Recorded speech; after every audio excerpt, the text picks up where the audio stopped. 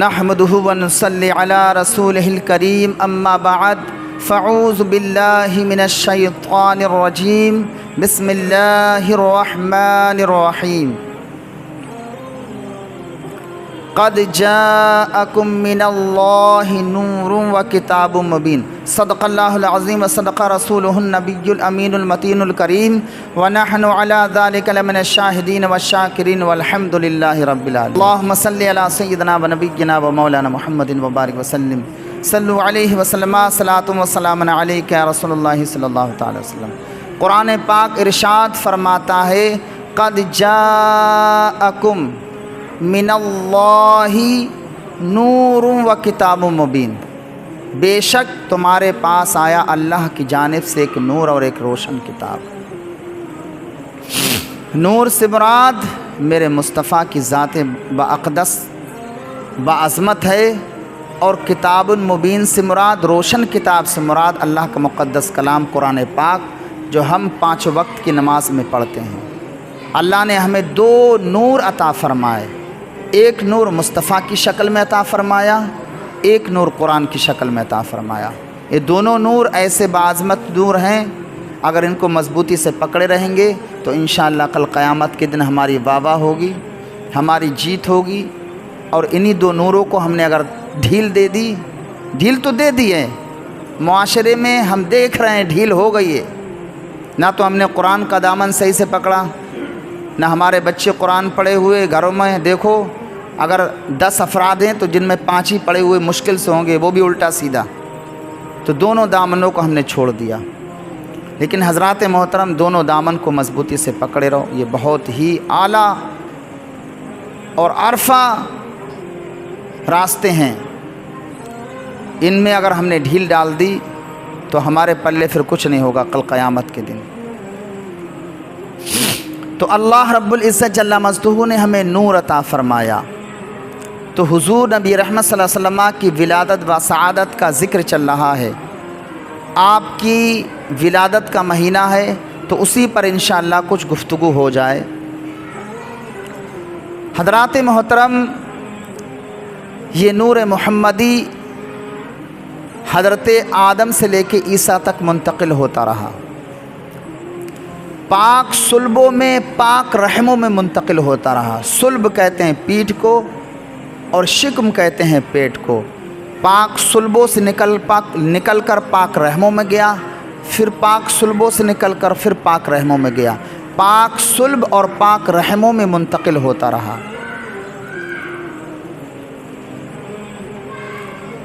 بات سمجھ میں آئی؟ پاک صلبوں میں، پاک رحموں میں منتقل ہوتا رہا۔ قرآن نے بھی کہا وَتَقَلُّبَكَ فِي السَّاجِدِينَ، ایسے ہے قرآن میں کہ اللہ نے میرے نور کو پاک صلبوں میں، پاک روح میں منتقل فرمایا۔ تو جب حضرت آدم سے لے کے عیسیٰ تک یہ نور محمدی منتقل ہوتا رہا، اس کے بعد پھر اور یہ نور منتقل ہوتا رہا جب حضرت عبداللہ کے پاس، یہ عبد المطلب کے پاس یہ نور محمد منتقل ہوا۔ تو میں یہاں سے لیتا ہوں، بہت آگے سے لوں گا تو پھر مہینہ ختم ہو جائے گا، مہینہ نہیں پورا ہوگا۔ اور لوگ کہتے بھی کہ حضرت ایک ہی کو ذکر کو پکڑتے ہیں تو پھر پکڑے رہتے ہیں، تو میں یہ بھی نہیں کروں گا، مختصر سا بیان انشاءاللہ ہر جمعے کو حضور کی ولادت پر اور عظمت پر ہی ہوگا۔ تو جب یہ نور محمدی حضرت عبد المطلب کون ہیں؟ حضور کے دادا جان، آپ کے صلب میں منتقل ہوا، تو بڑی بڑی کرامتیں ظہور پذیر ہوئیں۔ آپ ارشاد فرماتے ہیں، اپنا ایک خواب بیان کرتے ہیں، کہتے ہیں وہ نور محمدی جب میری صلب میں منتقل ہوا تو میں حتیم میں سو رہا تھا، حتیم کعبہ، کعبہ جو خانہ کعبہ ہے اسی کے قریب میں ایک تھوڑی سی جگہ چھٹی ہوئی ہے، اس کو حتیم کہتے ہیں۔ پہلے یہ شامل تھا، بعد میں حکومتیں بدلتی گئیں تو اس کو خارج کر دیا گیا، کئی مرتبہ شامل ہوا خارج کر دیا گیا۔ تو کہتے ہیں کہ میں حتیم کعبہ کے قریب ایک جگہ ہے جس کو حتیم کہتے ہیں، اس میں سو رہا تھا تو میں نے عالم خواب میں دیکھا، کیا دیکھا کہ ایک پیڑ زمین سے اگنے لگا، نمودار ہونے لگا، اور میں دیکھ ہی رہا تھا کہ میرے دیکھتے دیکھتے وہ پیڑ زمین سے لے کر آسمان تک لگ گیا اونچائی میں، اور اس کی شاخیں، اس کی ٹہنیں چوڑائی میں چاروں طرف پھیل گئیں، مشرق تک، مغرب تک، شمال تک، جنوب تک، یعنی پورا پچھم، اتر، دکن چاروں طرف پھیل گئیں، اور اتنا خوبصورت خوبرو وہ پیڑ تھا، اس کے پتے اتنے چمکیلے تھے۔ یہ منظر میں دیکھ رہا تھا، دیکھتے دیکھتے اچانک کیا ہوا کہ کچھ لوگ اس پیڑ سے محبت کرتے ہیں، اس سے لپٹتے ہیں، اس سے پیار کرتے ہیں، اور کچھ لوگ کو دیکھا کہ اس کو کاٹنے کے مقصد سے آ رہے ہیں۔ جب میں نے یہ منظر دیکھا، کچھ لوگ تو پیار کر رہے ہیں اس پیڑ سے، اس درخت سے، اس کی ٹہنیوں سے لپٹے ہوئے ہیں، اور کچھ لوگ اس کو کاٹنا چاہتے ہیں۔ جب وہ جماعت آئی جو اس کو کاٹنا چاہتی ہے تو میں نے دیکھا ایک خوبصورت خوبرو نوجوان اچانک نمودار ہوا، اور جو جماعت کاٹنے آ رہی تھی اس نوجوان خوبصورت نے ان کو روک دیا۔ واللہ میں نے اپنی لائف میں اتنا خوبصورت خوبرو نوجوان نہیں دیکھا۔ اس کے بدن سے خوشبو آ رہی تھی، اور اس کی پیشانی میں نور تھا، اور بڑا حسین و جمیل تھا، بڑا نور والا تھا۔ یہی خواب میں دیکھ رہا تھا، پھر میری آنکھ کھل گئی۔ تو اس وقت خوابوں کی تعبیر جو بتاتی تھی وہ کاہنہ بتاتی تھی، کاہن عورت اس کو کہتے ہیں جو خوابوں کی تعبیر بتاتی تھی۔ تو کہتے ہیں میں جو خوابوں کی تعبیر بتایا کرتی تھی عورتیں، اس ٹائم کاہنہ عورتیں ہوا کرتی تھیں، جو خوابوں کی تعبیر بتانے میں بڑا ایکسپرٹ، بڑا ماہر ہوا کرتی تھی۔ تو حضرت عبدالمطلب کہتے ہیں میں ان کاہنوں عورتوں کے پاس گیا اور میں نے اپنا خواب بیان کیا۔ جب خواب بیان کیا تو ان کی آنکھیں پھٹی کی پھٹی رہ گئیں، ان کے چہرے متغیر ہو گئے، اور تعجب میں جھجلاتے ہوئے اور کانپتے ہوئے مجھ سے کہا، ارشاد، انہوں نے عرض کی، اے عبدالمطلب، تمہارے پریوار میں، تمہارے یہاں، تمہارے گھر میں ایک بچہ پیدا ہوگا جو عرب و عجم کا شہنشاہ ہوگا۔ پورا عرب کنٹری، جتنے بھی عرب دیش ہیں، سارے لوگ اس کے قدموں کے تلے جھک جائیں گے، اور جو عجم ہے یعنی عرب کنٹری کے علاوہ جتنے بھی دیش ہیں، گویا کہ پوری دنیا ان کے قدموں سے لپٹ جائے گی، ان سے محبت کرے گی، ان سے پیار کرے گی، ان کے نام کے قصیدے پڑھے گی۔ ایسا نورانی بعظمت بچہ پیدا ہوگا۔ اللہ اکبر۔ کہتے ہیں اس کے بعد میں نے بہت ساری کرامتیں دن بدن دیکھی، لیکن جب حضرت عبداللہ کی ولادت ہوئی تو وہ نور محمدی حضرت عبداللہ کے پاس منتقل ہو گیا۔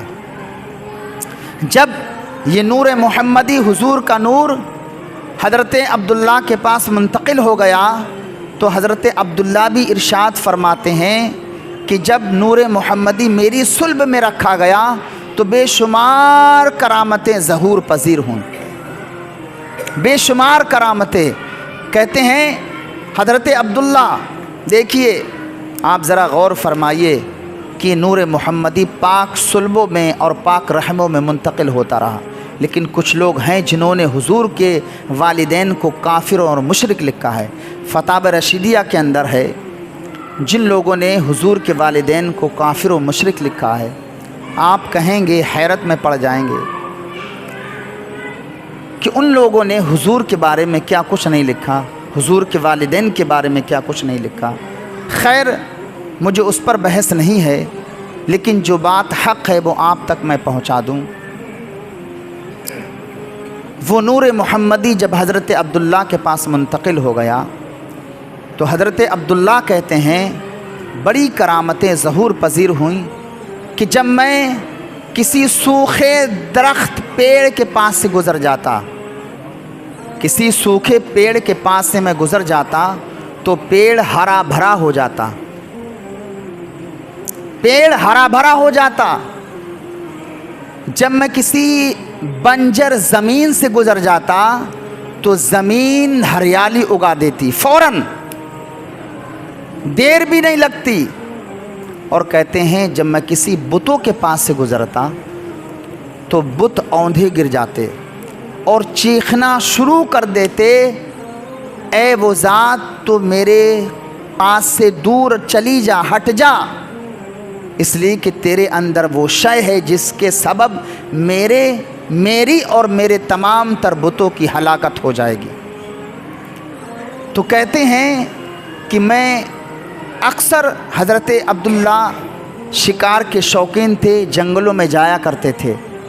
कहते हैं कभी कभी मैं मक्का मुकर्रमा से निकलकर जंगलों की सैर भी किया करता था, कभी पहाड़ों पर चढ़ता। तो एक मर्तबा मैं पहाड़ पर चढ़ा तो मैंने क्या देखा कि मेरी सुल्ब से एक नूर निकला, नूर निकलकर आसमानी दुनिया पर फैल गया। आसमानी दुनिया के दरवाजे खुल गए, वो नूर आसमान में चला गया। नूर एक रोशनी मान लीजिए, आसमानी सतहों पर बुलंदियों पर चला गया और कभी वो नूर पूरे आलम में फैल जाता। और इस मंज़र को मैं अपनी आँखों से देखता रहता। कुछ देर के बाद फिर वो नूर यानी हुजूर का जो नूर मुहम्मदी था, अभी दुनिया में ज़हूर पजीर नहीं हुआ, लेकिन आपके आने से क़ब्ल, आपके आने से पहले आपके नूर की शान और अज़मत देखिए। कहते हैं कि थोड़ी देर के बाद फिर वो मेरी सुल्ब से मुत्तसिल हो जाता, मिल जाता। इस तरह की करामतें जब दूर दूर तक मशहूर हो गईं और बड़े बड़े यहूदी आलिम थे, उन्होंने अपने कुतुब में ये पढ़ रखा था कि एक नबी पैदा होगा। तो जब हुजूर की विलादत व सआदत हुई तो यहूदियों का सबसे बड़ा आलिम, नाम मेरे जहन से उतर रहा है, उसने कहा कि अफसोस यहूद व नसारा की जानिब से नबुव्वत का सिलसिला ख़त्म होकर और जो अल्लाह ने उन्हें किताब इलाही अता फ़रमाई थी उसका सिलसिला ख़त्म होकर अब बनी इसराइल से ख़त्म होकर अब दूसरी जगह यह मुंतकिल होने वाला है। बड़ा अफसोस उसने ज़ाहिर किया। तो कहते हैं कि जब उस नूर मुहम्मदी हज़रत अब्दुल्ला का चर्चा और उनका तज़किरा और यहूदियों ने और नसारा ने जब अच्छी तरह से परख लिया और काहिनों ने बता दिया कि हुजूर का ज़हूर बहुत करीब होने वाला है, और हज़रत अब्दुल्ला की जब करामतें लोगों तक पहुँची तो सारे लोगों ने ये आइडिया लगा लिया कि हो ना हो ये नूर मुहम्मदी इन्हीं के पास है, अब अनकरीब दुनिया में जलवागर होने वाला है। तो यहूदियों ने आपस में, नसारा ने डिस्कस किया, आपस में मशवरा किया, मीटिंग की, क्यों ना हो हज़रत अब्दुल्ला को ख़त्म कर दिया जाए। देखिए साजिशें, देखिए प्लानिंग, देखिए। और ये प्लानिंग आज से नहीं, बहुत पहले से चली आ रही है और हुजूर बाहयात रहे तब तक ये प्लानिंग चलती रही और आज तक ये कामयाब है, चल भी रही है, आज भी चल रही है। लोगों ने सोचा कि हुजूर को तो हम ना मिटा सके, लेकिन हुजूर के पैगाम को ज़रूर मिटाएंगे और कोशिश कर रहे हैं और अपनी कोशिशों में वो कामयाब भी हैं। चूँकि हम नमाज़ों से, कुरान से रोज़े से दूर हैं, उनकी कामयाबी दिख रही है। जुमे का हाल ये अभी तक नहीं आ पाए लोग। तो मैं ये अर्ज़ कर रहा था कि जब दूर दूर तक ये बात मशहूर हो गई तो 70 यहूदी मक्का मुकर्रमा में आए और अपनी जहर आलूदा तलवारों के साथ और बर्छी भाले जहर में भुजे हुए लेकर के मक्का मुकर्रमा में उन्होंने अपना कहीं क़याम गाह किया और हज़रत अब्दुल्ला के ताक़ुब में रहने लगे। हज़रत अब्दुल्ला अक्सर जंगलों में जाया करते थे, आप शिकार के बड़ा शौकीन थे। वो ये चाहते थे किसी दिन हज़रत अब्दुल्ला तन्हे तन्हा शहर मक्का से जब निकलेंगे तो फिर मौका मिलेगा, फिर उनको इनका काम तमाम कर दिया जाएगा। तो हज़रत अब्दुल्ला एक दिन वक्त आया, वो दौर आया, आप तन्हे तन्हा जंगल में तशरीफ़ ले गए शिकार करने के लिए। جب جنگل میں شکار کرنے کے لیے آپ تشریف لے گئے تو وہ 70 یہودی جنہوں نے مشورے کے طور پر آئے ہوئے تھے اور حضرت عبداللہ کا قتل کرنے کے لیے آئے تھے، وہ 70 یہودیوں کو جب اس کا علم ہوا تو وہ بھی جنگل میں پیچھے پیچھے ہو لیے، اور جب موقع تلاش کیا، موقع دیکھا کہ تنہا ہیں تو ایک بارگی حملہ بول دیا۔ اللہ اکبر! حضرت عبداللہ کے اوپر ایک بارگی، اور سارے تلوار اور نیزے اور بھالے سب زہر میں بھجے ہوئے تھے۔ اب کچھ فاصلہ تھا، کچھ دوری تھی، اب انسان اپنی جان بچانے کے لیے کچھ نہ کچھ دوڑتا ہے یا اپنے آپ کو بچاؤ پیدا کرتا ہے۔ تو انہوں نے جب دور سے دیکھا کہ عبداللہ اکیلے تنہا ہیں تو ایک بارگی دوڑ کر حملہ کیا، ادھر حملہ کیا، ادھر اللہ رب العزت جل مجدہ نے جدہ کی جانب سے فرشتوں کی فوج بھیجی، اور ان کے پاس تلواریں تھیں۔ تھوڑی دیر لگی کہ اس فرشتوں کی جماعت نے ان 70 یہودیوں کو نیست و نابود کر دیا۔ اللہ نے اپنے حبیب کے نور کی حفاظت فرمائی، اپنے آپ کے والد بزرگوار کی اللہ رب العزت جل مجدہ نے حفاظت فرمائی فرشتوں کے ذریعے۔ اچھا، یہ واقعہ عبد مناف کے بیٹے وہب دیکھ رہے تھے، ایک جھاڑی میں چھپ کر، ایک پہاڑ کی گوہ میں چھپ کر۔ یہ جب واقعہ انہوں نے دیکھا کہ عبداللہ تنہے تنہا تھے اور 70 یہودیوں نے آپ پر حملہ کیا، پھر اچانک آسمان سے ایک فوج آئی اور آنے کے بعد ان 70 یہودیوں کو نیست و نابود کر دیا، سب کو مار گرایا، تو عبداللہ ضرور معزز شخص ہیں۔ حالانکہ پہلے بھی آپ کی عظمت اور آپ کی کرامت کے چرچے تھے، لیکن یہ جب کرامت آپ نے اپنے آنکھوں سے دیکھی وہب نے، تو دل میں تمنا اٹھی، تمنا جاگی کہ میری بیٹی آمنہ ہے، میری اکلوتی بیٹی آمنہ، بڑی محبت کرتا ہوں، میری بیٹی بڑی نیک صالح متقی پرہیزگار ہے، کیوں نہ ہو عبداللہ کا نکاح اپنی بیٹی آمنہ کے ساتھ کر دیا جائے۔ اسی وقت آپ کے دل میں یہ امنگ جاگی۔ جاگنے کے بعد آپ خاموشی کے ساتھ گھر پر آئے اور اپنی بیوی برا بنت عزا سے آ کر پورا ماجرا اور پورا واقعہ بیان کیا اور اپنی خواہش ظاہر کی، اے میری شریکی حیات، اے میری زوجہ محترمہ، میرا یہ مشورہ ہے، میرا یہ ماننا ہے، جو میں نے آپ کو یہ واقعہ سنایا ہے، میں سمجھتا ہوں عبداللہ سے زیادہ حسین و جمیل اور معزز اور باکرامت باعظمت شخص حضرت آپ کو آمنہ کے لیے نہیں ملے گا۔ میری یہ رائے ہے، کیوں نہ ہو تم میری بیٹی آمنہ کا نکاح جو ہے عبداللہ کے ساتھ کر دیا جائے۔ میرا یہ مشورہ، یعنی باپ نے مشورہ دیا، شوہر نے اپنی بیوی کو مشورہ دیا، تو بیوی نے کہا آپ ٹھیک کہتے ہیں، تو پھر کرنا کیا چاہیے، کیسے یہ کام چلے گا آگے، کیسے آگے پیغام چلے گا؟ تو کہا جائیے آپ عبد المطلب کے پاس یہ پیغام پہنچائیے کہ میں چاہتا ہوں اپنی بیٹی کا نکاح آپ کے بیٹے کے ساتھ کر دوں۔ تو جب حضرت برا بنت عزا حضرت عبد المطلب کے پاس گئیں اور کسی کے ذریعے ان تک پیغام پہنچایا کہ ہم اپنی بیٹی کا نکاح آپ کے بیٹے کے ساتھ کرنا چاہتے ہیں، آپ کی کیا رائے ہے؟ اچھا ہوتا ہے محلے بستی میں اگر کوئی نیک صالح لڑکی ہے تو اس کا ذکر اور تذکرہ تو ہوتا ہی ہے، کم سے کم نہیں تو کم سے کم 10-20 لڑکیاں تو اس کے بارے میں جانتی ہیں کہ ہاں فلاں لڑکی بڑی نیک ہے، اور اگر کوئی لڑکا معاشرے میں نیک پرہیزگار متقی ہے تو پورا معاشرہ نہیں، پورا محلہ نہیں، 10-20 لوگ تو جانتے ہیں کہ ہاں یار وہ فلاں انسان نیک ہے، اس کو میں دیکھتا ہوں نمازی پرہیزگار ہے۔ تو جب حضرت آمنہ حضرت برا بنت عزا نے ان کے حضرت عبد المطلب کے پاس اس بات کی خبر پہنچائی کہ میں اپنی بیٹی کے نکاح آپ کے بیٹے کے ساتھ کرنا چاہتا ہوں، تو فوراً آپ تیار ہو گئے، آپ نے فوراً اس رشتے کو قبول فرما لیا۔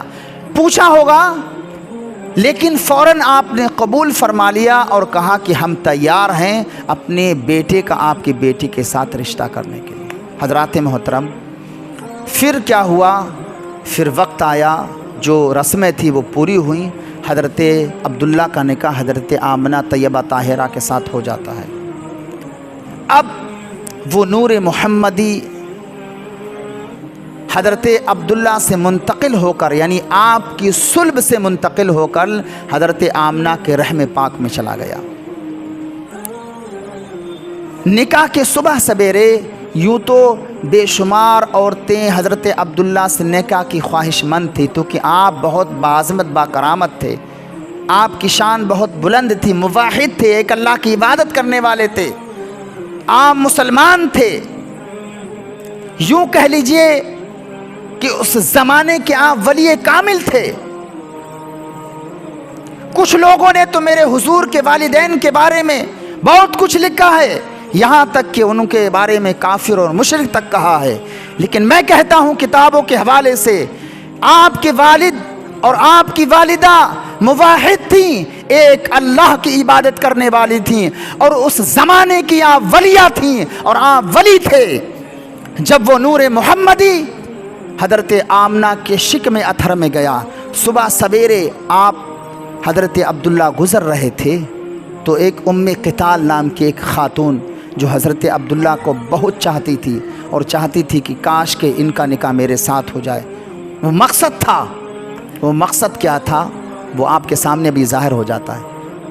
تو حضرت عبداللہ جب اس کے پاس، اس خاتون کے پاس سے گزرے تو اس نے اعراض کیا، چہرہ گھما لیا، تو آپ نے ارشاد فرمایا کہ اے ام قتال، تو نے مجھ سے اعراض کیوں کیا؟ اب دیکھیے مختصر سے جملے میں پوری بات بیان کر دیتا ہوں۔ آپ نے کہا کہ تو نے مجھ سے اعراض کیوں کیا؟ تو ام قتال نے کہا کہ اے عبداللہ، جس نور کی میں طلبگار تھی، جس نور محمدی کی میں طلبگار تھی، جو نور تمہاری پیشانی میں کل چمکتا تھا، آج وہ نور تمہاری پیشانی میں نہیں ہے۔ عبداللہ، میں اس نور کی وجہ سے تم سے خواہش مند رکھتی تھی۔ تو پتہ یہ چلا کہ ہزاروں عورتیں جو حضرت عبداللہ سے نکاح کرنے کی خواہش رکھتی تھیں، وہ دنیاوی خواہش نہیں تھی، وہ اخروی خواہش تھی، وہ نور محمدی کی طلبگار تھیں، لیکن وہ نور محمدی قسمت میں کس کے آیا؟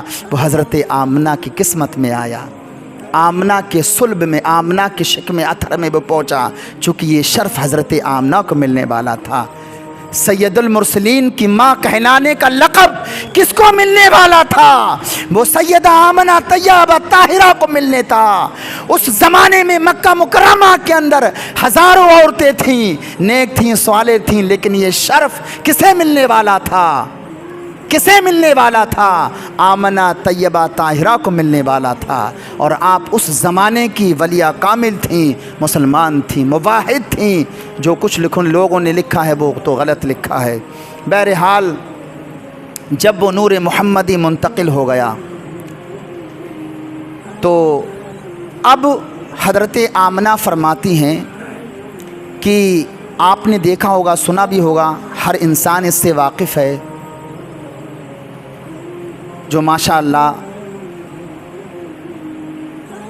شریک حیات رکھتے ہیں اپنی زندگی میں، وہ سب جانتے ہیں کہ جب عورت امید سے ہوتی ہے تو اس کی کیفیت، اس کی حالت بدلنا شروع ہو جاتی ہے۔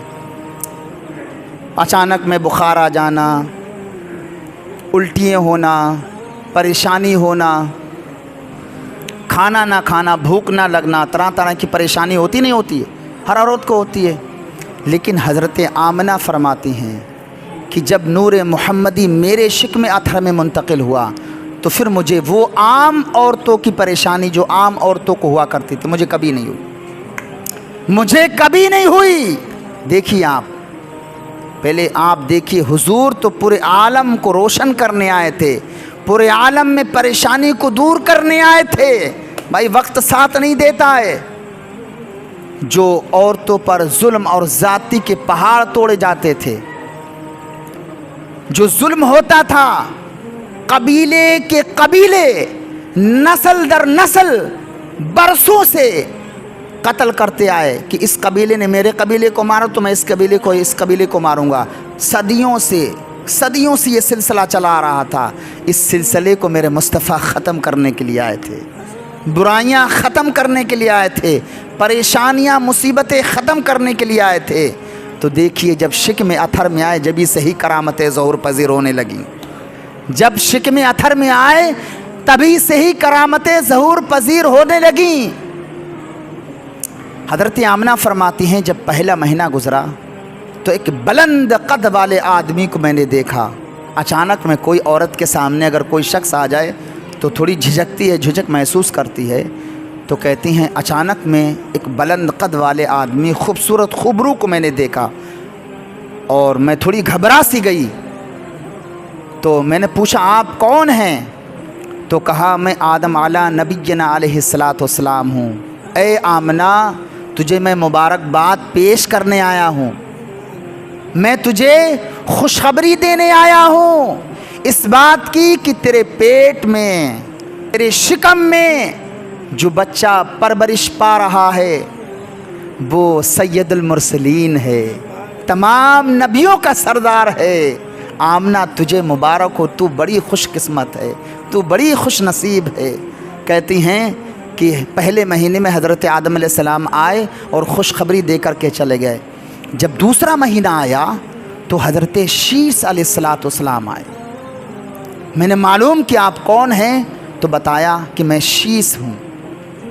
اور آنے کے بعد آپ نے بھی مبارکباد پیش کی اور خوشخبری سنائی کہ آمنہ تجھے مبارک ہو، تو نبیوں کے سردار کی حاملہ ہے.